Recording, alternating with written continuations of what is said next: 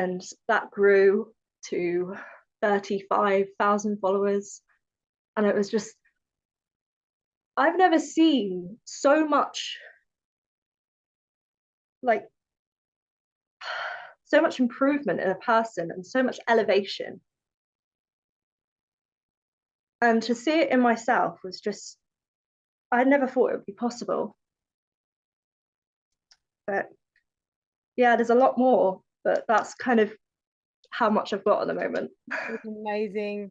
And I remember looking at your Instagram when we first met, and you had 350 followers, which, you know, fantastic. And you'd already poured so much loving energy into it. You're already, you know, showing you beautiful designs in nature, very whimsical, very beautiful. And then we started working on like the I guess the guilt and the fears and beliefs you had around not finishing things and therefore not being good enough. And so just all these fears of being seen and so many like inner intricate feelings. And then all of a sudden you messaged me one day and you went, Kai, my Instagram just blew up to 11,000. And I didn't get your message until like, I think the next day. And by that time, it had gone up to something like 22,000. And then by the time our first 3 or 4 months together was over, it went up to 27,000. And now, yeah, you're in the 30,000s. Yeah, it was quite a growth, and it was just such a quick turnaround from start to finish. In a matter of months, how much I grew and was able to shift my mindset to accept that new reality. Mm-hmm. It was just incredible.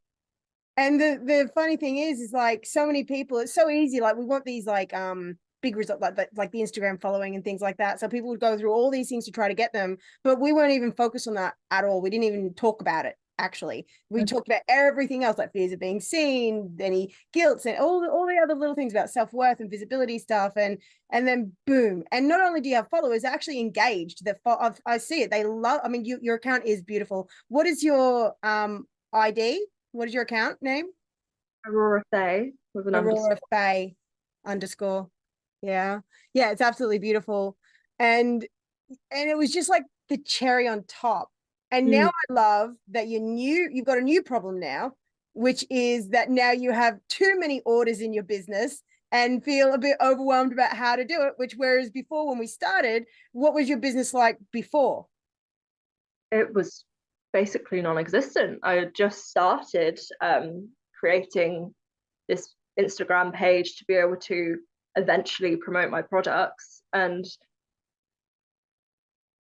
just the byproduct of our work and having it grow, it just gave me such a great platform to jump off of and launch my business.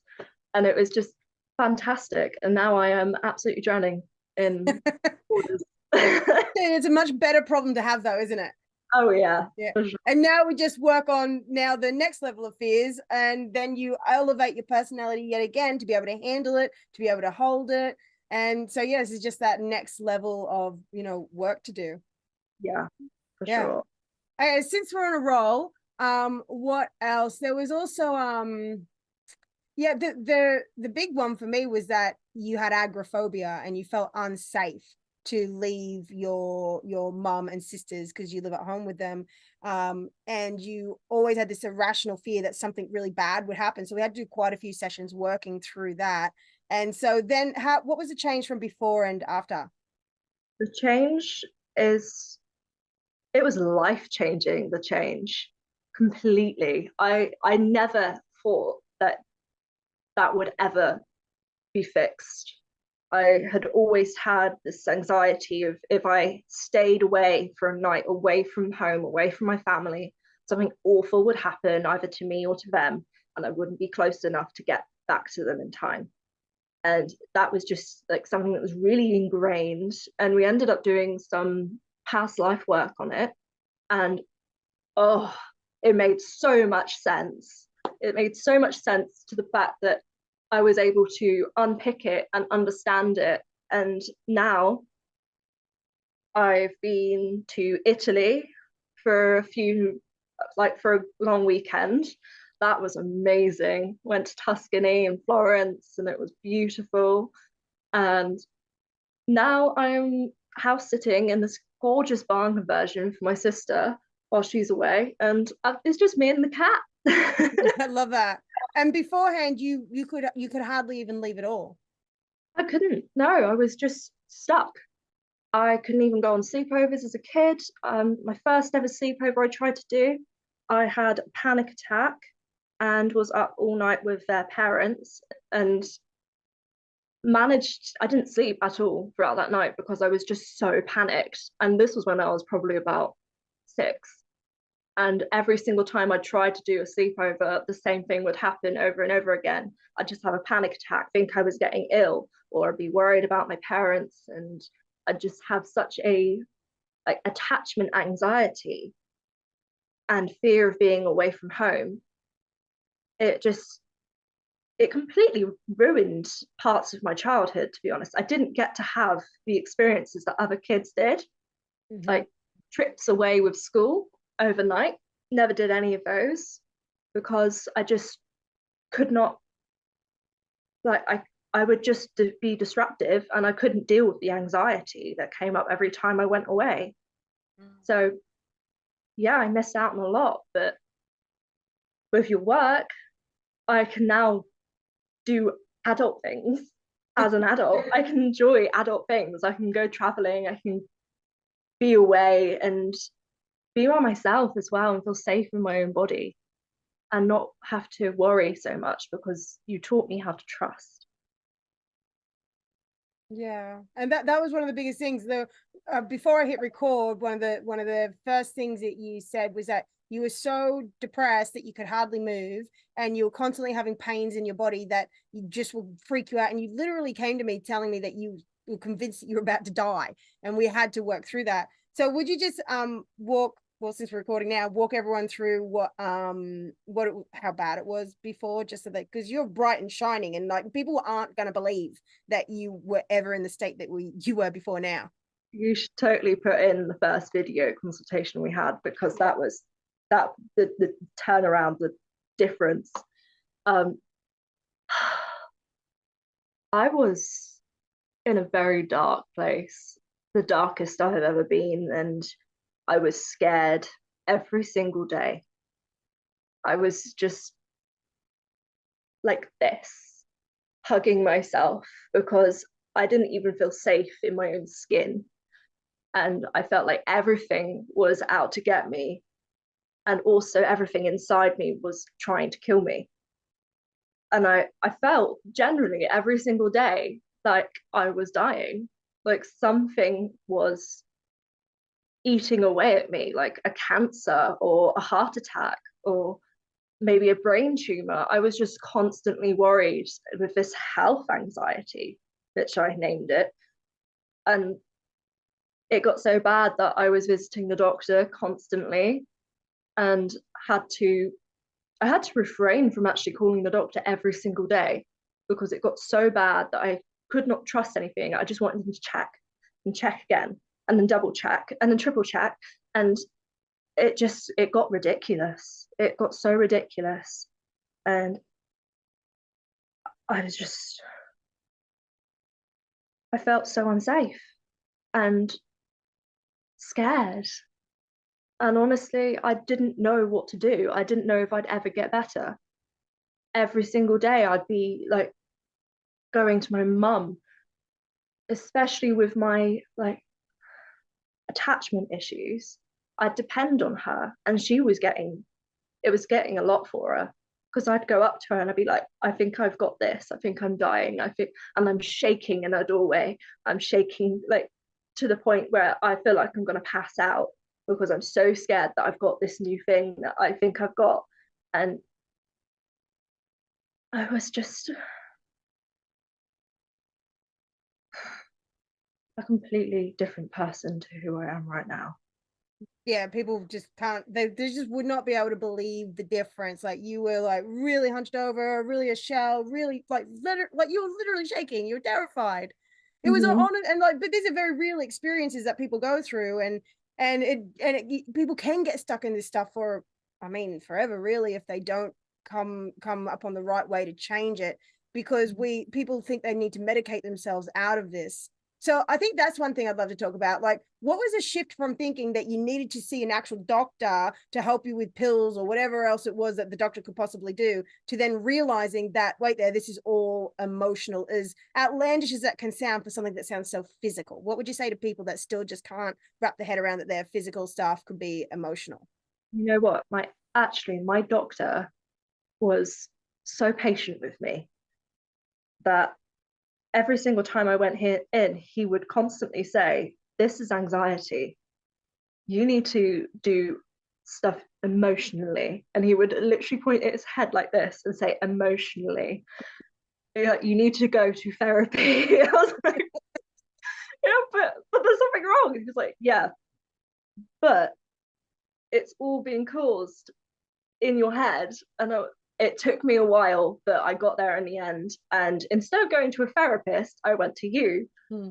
And yeah, you helped me unpack every single pain and every single issue, and we delved deep into every cell of my being, really, to uncover where this anxiety was coming from and why it was so bad. Mm-hmm. And then I think the last session we had, like, because we uncover these like the past life one was amazing. Like, we uncover these things that you just don't know are there, you wouldn't even imagine. And the last one we did was this experience that you didn't, I don't think you even knew that it was a thing, about something that happened to you as a child that made you feel like no one would fight for you and so you weren't worthy. And we went and we literally transformed it from this heaviness in your body to this big rainbow prismatic experience where you finally knew you were fully worthy. Yeah, that was a beautiful expansion. It was, I have struggled a lot with the worthiness wound and understanding that we're all worthy just as we are, just because we were born. It was quite a hard thing to believe, I guess, because of how many times you're told, "Oh, you're not good at this. You can't possibly be that. You're not good enough at this. How could you even think that you're capable of it?" It's being told that as a child is debilitating. It can completely stump you. And being able to go back and look at that and be able to communicate with that child version of me and be able to really just rewrite it And or rescue just her. yeah, it was just wonderful because obviously there's still different layers to it, but I can feel the difference every single time, how the worthiness wound is just slowly healing.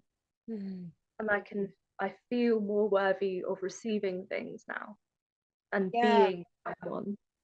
And I think it was because I know your business had started picking up by that point, but just after we did that session, you had this immense boost in your business. Mm-hmm.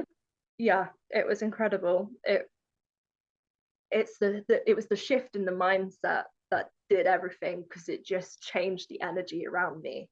The receiving energy was just purified, I suppose, by the healing of the worthiness wound, because I felt more worthy of receiving larger orders, more orders, and just being comfortable in my own skin enough to have things, but Yeah. just have things. Yeah. I remember because we had to work through issues where you actually thought you didn't deserve it because you had a pattern of not finishing things. And I think we worked around helping you feel safe, not to always have to finish things and not to judge yourself on the things that you didn't finish, which then I think allowed you to actually finish things. Yeah, I was named in the household as so 80%, because I never finished anything. I would start a project and then get to about 80% and go, don't really feel like finishing it now. And it would happen with everything. And I was absolutely terrified of starting anything after that, because I'm just 80%. I'm never going to finish it. What's the point in starting? So Mm. it was it was just this over and over again, and it kept getting implemented more into me because of the fact that I was creating that reality because of how I thought it should be. Yeah. But when we worked on that, I've completed so much now. So much. It's incredible. I'm just every day I'm completing something, and I don't ever think I'm 80% anymore. That's amazing. I love that. And then I think the next thing that comes to mind is beforehand, the friend group. Beforehand, you didn't really have any friends, and through getting headhunted for that indie film and going to star in that, and you made a group of friends, and then you made another friend, and you just would you talk about the difference between before and after with that, please? Oh yeah. Well, I didn't really have anybody. I had my school friends, and by that point, I had one friend from college and my school friends, which I was slowly drifting away from because we didn't see each other anymore. So I just had one friend, and I barely saw them because I was just too anxious to go outside, and I didn't feel comfortable with them being in my house. And then after some work, I think it was only 2 months in with our work, and I got headhunted through my Instagram account by a student filmmaker in my area who wanted me to be basically the co-star in their film. And I met so many people through that. And honestly, before our work, I would not have even considered saying yes, ever. No. Even before my anxiety like really got bad, I wouldn't have said yes. It it was something I wouldn't have even considered before. But because we worked on my social anxiety and all my other wounds and feelings of worthiness, I was able to actually go, you know what? I would actually like to do this. I actually feel like I can communicate with these people and actually form some friendships. And you know what? I think I can be social, and I have the ability to be in a group and be surrounded by complete strangers and do something completely different. So I did, and it was, I've not experienced anything like it, but I definitely would do that 100 times more. It was so much fun, and I really, really proved myself that I had completely just shifted, and it was a magical experience.